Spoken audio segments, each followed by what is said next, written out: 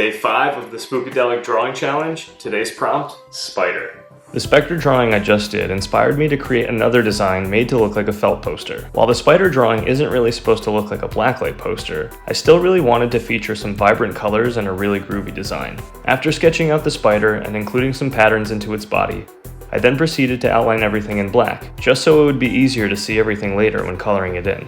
I also incorporated a skull into the spider's abdomen, which I thought was a cool take on a black widow. Next I went in with a smaller pen just to outline the finer details of the spider. Since I won't be shading this in that much, having some variations in the line weight will help it feel a bit more dimensional. Then I started coloring in the spider's web using red, blue, and green, because I wanted to make sure practically everything in this drawing had color. Now I'm just adding in some outlines in the areas I'll be filling in with black, so later I don't have to be as careful with my thicker markers.